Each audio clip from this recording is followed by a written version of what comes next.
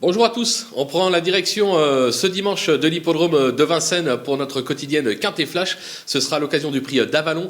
On va évoluer sur 2100 mètres, ce sera la grande piste avec un départ à l'Autostar. Ne l'oubliez pas, 9 par ligne à Vincennes. Et sans plus attendre nos bases avec le numéro 4, Gali du Goutier, qui vient de peaufiner sa forme en étant ferrée sur l'hippodrome de Bernay. Elle excelle sur cette piste, elle est bien garée derrière la voiture. Cette fois-ci, elle est pieds nus, autant dire qu'elle vise tout simplement la gagne.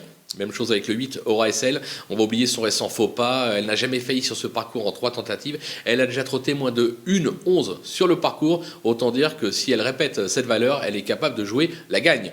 Le numéro 6, favorite Darling, irréprochable cet été. Elle vient de s'illustrer par 2 fois sur des courtes distances à Cannes-sur-Mer et à Enghien. Elle a déjà gagné sur le tracé. Il va falloir également compter avec elle. Les opposantes, puisque ce ne sont que des femelles, le numéro 3, gagnante méloise, qui reste sur 2 succès à Divonne et Enghien. Les Béloches sont en grande forme actuellement et il est très confiant avant coup. On va justement le suivre et la placer très haut. Le numéro 2, Zantebred. Cette fille de Varennes se montre d'une belle régularité. Elle a fait ses preuves sur le parcours, elle est idéalement engagée en tête. Elle a aussi sa chance pour les toutes premières places, tout comme le numéro 10, Folie de Well, qui peut parfois se montrer délicate, mais a prouvé qu'elle se plaisait sur ce parcours et elle est capable d'y trotter moins de 1,12. Ça devrait suffire pour jouer un rôle dans cette épreuve. Le coup de poker, ce sera le numéro 7, Grande Prêtresse, qui mal lunée s'est vite mis hors course le dernier coup. Elle a montré par le passé sa qualité et qu'elle avait de l'aptitude à ce parcours. Décidée et à l'issue d'un parcours limpide, je pense qu'elle est capable de venir brouiller les pistes. Les outsiders, on commence avec le 11, Adeline.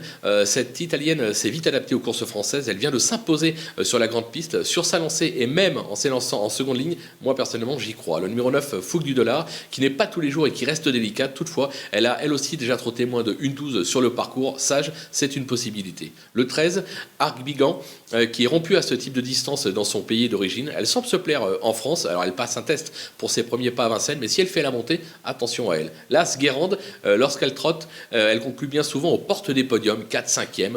Alors moi je la préfère sur les pistes plates comme celle d'Enghien ou de Cagnes, mais là encore avec un bon parcours, pourquoi pas. Et enfin le 14, Gaïa de Cagnes, qui vient d'ouvrir son palmarès à ce niveau, c'était à Enghien.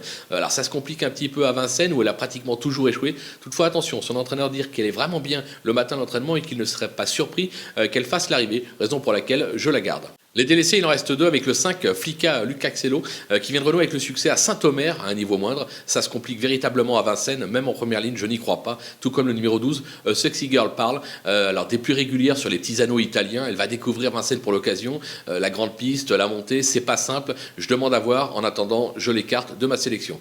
Voilà, on va se quitter justement avec cette sélection et mes conseils de jeu. À vous de jouer.